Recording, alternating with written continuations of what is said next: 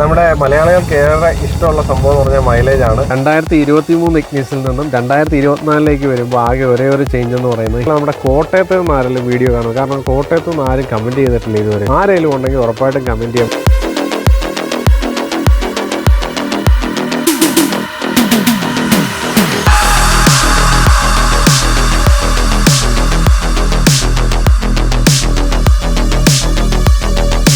Hello, welcome back to Krish Machans auto vlog. നമ്മുടെ Rajamanikyam cinema, നമ്മുടെ മമ്മൂട്ടിയുടെ സിനിമയിലൊക്കെ പറയുന്ന പോലെ തന്നെ പോത്ത് കച്ചവടക്കാരുടെ ഇടയിൽ ബെല്ലാരി രാജ, സ്വർണ്ണ കച്ചവടക്കാരുടെ ഇടയിൽ അവൻ ഡയമണ്ട് രാജ എന്നൊക്കെ പറയുന്ന പോലെ തന്നെ ഒരു വണ്ടിയാണ് ഇന്ന് നമ്മൾ പരിചയപ്പെടാൻ പോകുന്നത്. അതും ഹാഷ് ബാക്ക് വണ്ടിയാണെങ്കിൽ പോലും ഇവനെ അറിയപ്പെടുന്നത് ദ ടഫസ്റ്റ് അർബൻ SUV എന്നാണ്. കാരണം ഒരു SUV സ്റ്റാൻഡ്സ് വരെ ഈ വണ്ടിക്ക് കിട്ടുന്നുണ്ട്.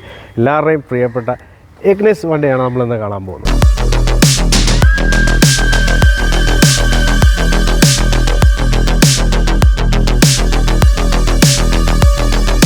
നമ്മുടെ ഇഗ്നിസിൻ്റെ മാനുവലും ഓട്ടോമാറ്റിക് വണ്ടിയൊക്കെ യൂസ് ചെയ്യുന്നവർ, അതുപോലെ തിയാഗോ എടുക്കണോ വാഗണാർ എടുക്കണോ ഇഗ്നിസ് എടുക്കണോ എന്നൊക്കെ കൺഫ്യൂഷൻ അടിച്ചിരിക്കുന്നവർക്കൊക്കെ ഉള്ള വീഡിയോ ആണ്. വളരെ സിമ്പിളായിട്ടും കോമ്പാക്റ്റായിട്ടാണ് ഈ വീഡിയോ നമ്മൾ ചെയ്യാൻ പോകുന്നത്. സ്കിപ്പ് ചെയ്യേണ്ട ആവശ്യം വരുന്നില്ല. നമ്മൾ മറ്റു വീഡിയോയ്ക്ക് ഇച്ചിരി ലെങ്തി ആണെങ്കിൽ നിങ്ങൾ സ്കിപ്പ് ചെയ്ത് ഇതിൻ്റെ ചാപ്റ്റർ വൈസ് നിങ്ങൾ കാണുക. വീഡിയോയിലേക്ക് കിടക്കുന്നതിന് മുമ്പ് നമ്മുടെ ചാനൽ ഒന്ന് സബ്സ്ക്രൈബ് ചെയ്യാൻ, എൻ്റെ പ്രസൻറ്റേഷൻ അല്ലെങ്കിൽ കാര്യം പറഞ്ഞു തരുന്നത് വളരെ ഈസി ആയിട്ട് നിങ്ങൾക്ക് മനസ്സിലാവുന്നുണ്ട്. ഉറപ്പായിട്ടും സബ്സ്ക്രൈബ് ചെയ്യുക. സോ ഇന്ന് നമ്മൾ റിവ്യൂ ചെയ്യാൻ പോകുന്ന വണ്ടി എന്ന് പറഞ്ഞു കഴിഞ്ഞാൽ നമ്മുടെ ഇഗ്നിസിൻ്റെ ഓട്ടോമാറ്റിക് വേരിയൻ്റ്, അതും AGS ഗിയർ ബോക്സ് ഉള്ള ടോപ്പ് എൻഡ് വേരിയൻ്റാണ്. ബേസ് വേരിയൻറ്റിൽ എന്തൊക്കെയാണെന്ന് ഞാൻ വൃത്തിയായിട്ട് പറഞ്ഞു തരുന്നുണ്ട്. ഫ്രണ്ട് സൈഡിലേക്ക് നോക്കുകയാണെന്നുണ്ടെങ്കിൽ ഇതാണ് ഹെഡ്ലൈറ്റ് വരുന്നത്. സിമ്പിളായിട്ടുള്ള LED ഹെഡ്ലൈറ്റ് വരുന്നുണ്ട്. അതുപോലെ തന്നെ DRLs വരുന്നുണ്ട്. ഇവിടെ ഒരു ഇമ്പോസ്റ്റ് ക്രോമിയം ഗ്രില്ലാണ് വരുന്നത്. ഇവിടെ ഒരു എലമെൻറ്റ് വരുന്നത് ഒരു ഫിൻ ടൈപ്പ് ഓഫ് എലമെൻറ്റ് വരുന്നുണ്ട്. ഒരു U ഷേപ്പിലാണ് ക്രോംസ് വരുന്നത്. താഴോട്ട് നോക്കുകയാണെന്നുണ്ടെങ്കിൽ ചെറിയൊരു എയർ ഡാമാണ് വരുന്നത്. പിന്നെ ഇങ്ങോട്ട് നോക്കുകയാണെന്നുണ്ടെങ്കിൽ സ്റ്റർഡി സ്കിഡ് പ്ലേറ്റ് ആണ് വരുന്നത്. നിങ്ങൾക്ക് കാണാം ഇവിടെ ഫോഗ് ലാമ്പ് ഉണ്ട്. സിമ്പിൾ ഹാലജൻ ഫോഗ് ലാമ്പാണ് വരുന്നത്. താഴെയായിട്ടാണ് അതിൻ്റെ പ്ലേസ് ചെയ്തിരിക്കുന്നത്. സൈഡ് പോർഷനിൽ നോക്കുകയാണെങ്കിൽ സൈഡിലൊരു പ്ലാസ്റ്റിക് എലമെൻറ്റ് വരുന്നുണ്ട്. ഒരു ഫ്ലാറ്റ് ലൈൻസ് ആണ് വരുന്നത്. നല്ല രസമുണ്ട്, നല്ല ഭംഗിയാണ് സൈഡ് ലുക്സ്. പിന്നെ അതുപോലെ തന്നെ ബ്ലാക്ക് ക്ലാഡിങ് വരുന്നുണ്ട്. അപ്പോൾ ഈ ഒരു ബ്ലാക്ക് ക്ലാഡിങ് എന്ന് പറയുകയാണെങ്കിൽ പുറകു വരെ എക്സ്റ്റെൻഡ് ആയിരിക്കുകയാണ്. ബേസ് വേരിയൻ്റ് വരുന്ന LED ലൈറ്റ്സോ കാര്യങ്ങളോ DRLോ ഒന്നും വരുന്നില്ല. ഫോഗ് ലാംപ്സോ കാര്യങ്ങളോ ഒന്നും വരുന്നില്ല. ഇതുപോലെ അലോയിയോ കാര്യങ്ങളോ ഒന്നും വരുന്നില്ല. പക്ഷെ ഇതിൽ വരുമ്പോൾ സിമ്പിളായിട്ടുള്ള ബ്ലാക്ക് അലോയ്സ്. A പില്ലറിലാണെന്നുണ്ടെങ്കിൽ ഒരു ബ്ലാക്ക് ഫിനിഷാണ് കൊടുത്തിരിക്കുന്നത്. B പില്ലറിലും ആ ഒരു ബ്ലാക്ക് ഫിനിഷ് തന്നെയാണ് വന്നിരിക്കുന്നത്.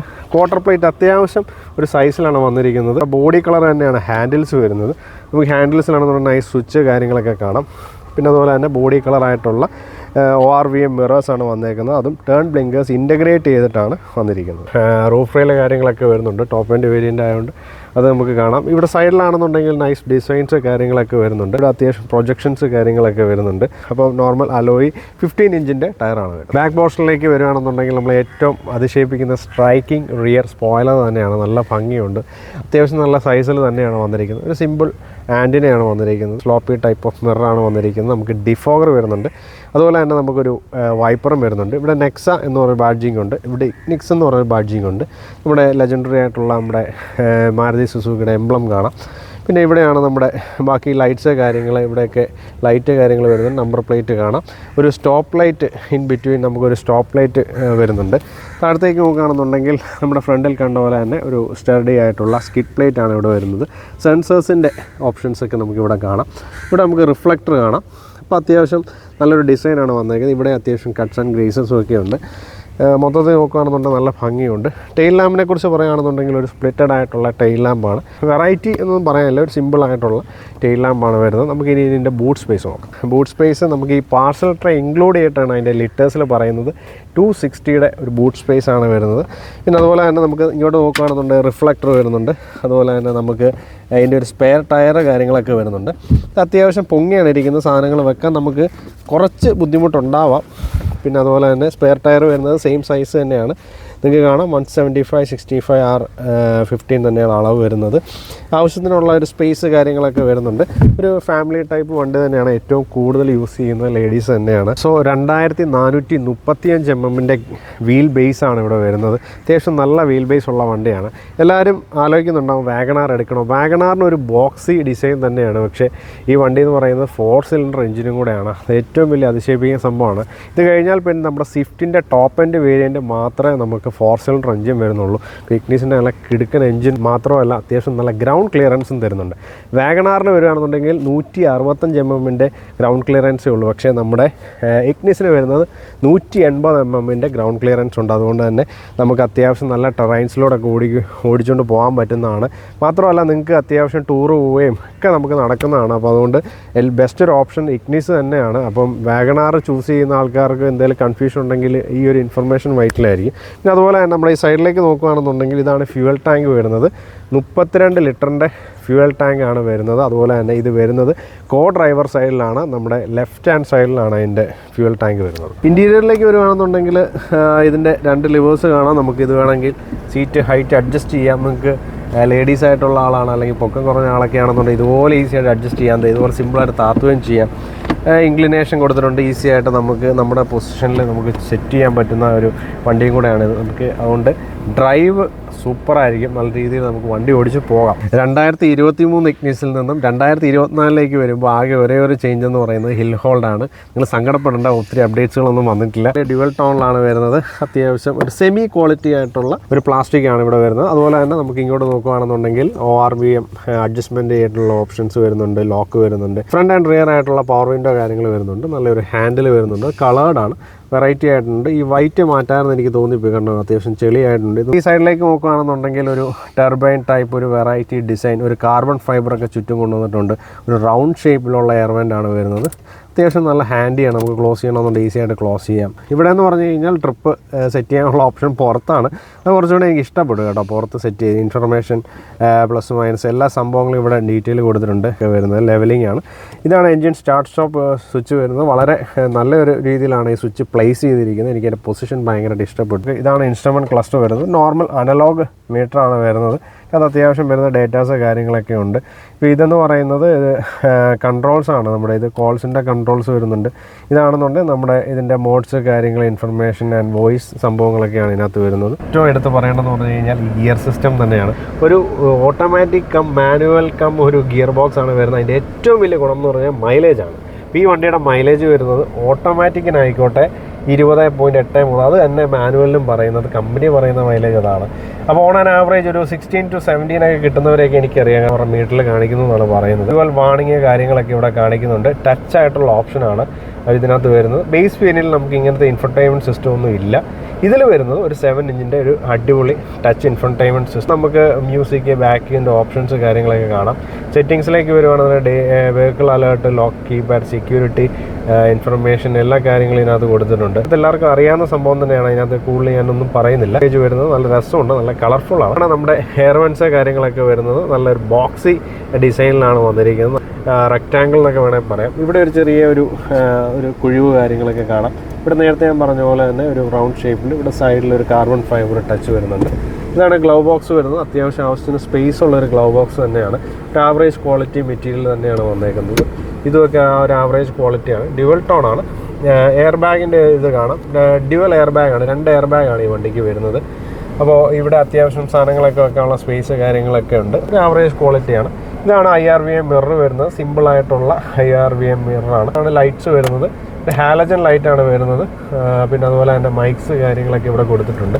കുഴപ്പമില്ലാത്ത സൺവൈസേഴ്സ് കൊടുത്തിട്ടുണ്ട്. വാനിറ്റി മിറർ വരുന്നുണ്ട്. ഇവിടെയും സൺവൈസർ വരുന്നുണ്ട്. ഇവിടെ നമുക്ക് ഒരു ടിക്കറ്റ് ഹോൾഡർ പോലത്തെ നമുക്ക് ഇവിടെ ഒരു സാധനങ്ങളൊക്കെ ഹോൾഡ് ചെയ്യാൻ പറ്റുന്ന ഓപ്ഷൻസും ഒക്കെ ഇവിടെ വന്നിട്ടുണ്ട്. അത്യാവശ്യം നല്ല ഒരു ഇൻറ്റീരിയർ തന്നെയാണ് വരുന്നത്. ഹസാർഡിൻ്റെ ഓപ്ഷൻസ് കാണാം. നല്ലൊരു ക്വാളിറ്റി സ്വിച്ചാണ്, ഡമ്മി സ്വിച്ചാണ് വരുന്നത്. ക്ലൈമാറ്റിക് കൺട്രോൾസിൻ്റെ സ്വിച്ചസ് ഒക്കെയാണ് ഞാൻ എല്ലാ വീഡിയോയിലും പറയുന്നത്. ഫാനിൻ്റെ തന്നെ കൂട്ടുകയും കുറയ്ക്കുകയും ചെയ്യുന്ന ഓപ്ഷൻ. ഇതാണ് USB ഓക്സിലറി വരുന്നത്. നമുക്കിതിനകത്ത് ഒരു USB പോർട്ട് കാണാം. അതുപോലെ തന്നെ നമുക്കിവിടെ ഒരു സോക്കറ്റ് കാണാം. ഇതെല്ലാം ഡമ്മി സ്വിച്ചസ് ആണ്. നിങ്ങൾക്ക് എന്തെങ്കിലും എക്സ്ട്രാ ഫിറ്റ് ചെയ്യണമെന്നുണ്ടെങ്കിൽ ഇവിടെയൊക്കെ സ്വിച്ചസ് വെക്കാൻ പറ്റുന്നതാണ്. 12 വോൾട്ടിൻ്റെ തന്നെ നമുക്ക് ചാർജറൊക്കെ ഫിറ്റ് ചെയ്യാൻ പറ്റുന്ന പോലെ തന്നെ അതിൻ്റെ ഒരു ഓപ്ഷൻസ് കാര്യങ്ങൾ കാണുന്നുണ്ട്. പിന്നെ അത്യാവശ്യം സ്പേസ് കാര്യങ്ങളൊക്കെ നിങ്ങൾക്ക് കാണാം. എനിക്ക് തോന്നുന്നു എക്സ്ട്രാ ഫിറ്റിംഗ് ആയിട്ട് വയർലെസ് ചാർജറൊക്കെ ഇതിനകത്ത് ഫിറ്റ് ചെയ്യാൻ പറ്റുമെന്ന് എനിക്ക് തോന്നുന്നു. അപ്പോൾ അതിനകത്തുള്ള സ്പേസ് കാര്യങ്ങളൊക്കെ കാണുന്നുണ്ട്. അപ്പോൾ അതിനെക്കുറിച്ച് കൂടുതലായിട്ട് നമുക്ക് താഴെ കാണുന്ന നമ്പറിൽ കോൺടാക്ട് ചെയ്ത് നോക്കുക. ഇവിടെയാണെന്നുണ്ടെങ്കിൽ നമ്മുടെ ബോഡി കളറായിട്ടുള്ളൊരു കളറാണ് കൊടുത്തിരിക്കുന്നത്. കപ്പ് ഹോൾഡേഴ്സ് വരുന്നുണ്ട്. ഇതാണ് നമ്മുടെ സിസ്റ്റം വരുന്നത്. ഞാൻ ജസ്റ്റ് ഇതൊന്ന് ഇട്ട് കാണിക്കുകയാണ്. ഇതിപ്പോൾ റിവേഴ്സ് ഓപ്ഷനിലേക്ക് വന്നു. ഇപ്പോൾ റിവേഴ്സ് ക്യാമറയാണ് നിങ്ങളെ കാണുന്നത്. വിത്ത് ഗൈഡ് ലൈൻസ് ഓപ്ഷനാണ് കാണുന്നത്.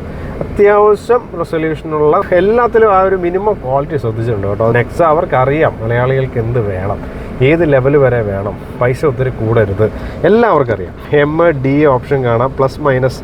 മാനുവലിന് വേണം അങ്ങനെ ചെയ്യാൻ പറ്റുന്നതാണ്. നമുക്ക് പ്ലസ് മൈനസ് ഇടാം, ന്യൂട്രൽ, റിവേഴ്സ്, ഇത് 3 ഓപ്ഷനാണ് നമ്മുടെ AGS ഗിയർ ബോക്സിൽ വരുന്നത്. അതുകൊണ്ട് കുഴപ്പമില്ലാത്തൊരു ഹാൻഡ് ബ്രേക്കാണ് വരുന്നത്. ഒരു ആവറേജ് പ്ലാസ്റ്റിക് ക്വാളിറ്റിയാണ് വരുന്നത്. ഇവിടെ നമുക്കൊരു കപ്പ് ഹോൾഡർ കാര്യങ്ങളൊക്കെ കാണാം. സൈഡിലേക്ക് നോക്കുകയാണെന്നുണ്ടെങ്കിൽ ഒരു ചെറിയൊരു കോക്കിൻ്റെയൊക്കെ ഒരു ബോട്ടിൽ വെക്കാനുള്ള സ്പേസാണ് ഞാൻ കാണുന്നത്. അത്യാവശ്യം തൈ സപ്പോർട്ടുള്ള ഒരു സീറ്റാണ്. ഡ്രൈവറിന് നല്ല രീതിയിൽ ഇരുന്ന് വണ്ടി ഓടിക്കാം. ലേഡീസിനൊക്കെ പെട്ടെന്ന് നമ്മുടെ ഫ്രണ്ട് കാണാം, റോഡൊക്കെ ഒന്ന് നല്ല രീതിയിൽ കാണാം, വിസിബിലിറ്റി കിട്ടും. അപ്പോൾ റോഡ് വിസിബിലിറ്റി ആണല്ലോ ഏറ്റവും അത്യാവശ്യം. നല്ലൊരു ഹോണുണ്ട്. ഈ വണ്ടി നമുക്ക് ഹാൻഡിൽ ചെയ്യാൻ പറ്റുന്ന രീതിയിലാണ് ഇതിൻ്റെ എല്ലാം പ്ലേസ് ചെയ്തിരിക്കുന്നത്. നല്ല രസമുണ്ട്. മൊത്തത്തിൽ ഫ്രണ്ട് സൈഡ് എനിക്ക് ഭയങ്കരമായിട്ട് ഇഷ്ടപ്പെടും. ഇത് നമുക്ക് ബാക്ക് പോർഷൻ നോക്കാം. സോ നമ്മൾ ബാക്ക് പോർഷനിലേക്ക് എത്തിയിരിക്കുകയാണ്. ബാക്കിൽ നമുക്ക് ഇരിക്കുമ്പോൾ തന്നെ വലിയ കുഴപ്പമില്ലാത്തൊരു സീറ്റ്സാണ്. നല്ലൊരു ഫാബ്രിക്കാണ് വരുന്നത്. നമുക്ക് ആവശ്യത്തിനുള്ളൊരു തൈ സപ്പോർട്ട് കിട്ടുന്നുണ്ട്. ആവറേജ് ആണ് വരിക. പിന്നെ അതുപോലെ തന്നെ ലെഗ് റൂമും കുഴപ്പമില്ല. ഒരു ലെഗ് റൂം അത്യാവശ്യം നല്ല ലെഗ് റൂം വരുന്നുണ്ട്. എനിക്ക് ഏറ്റവും ഇഷ്ടപ്പെട്ട ഇതിൻ്റെ ഹൈറ്റാണ്. കാരണം തിയാഗോ വെച്ച് കമ്പാരിസൺ നടത്തുകയാണെന്നുണ്ടെങ്കിൽ തിയാഗോയുടെ എൻജിൻ തന്നെ വരുന്നത് 3 സിലിണ്ടറാണ് വരുന്നത്.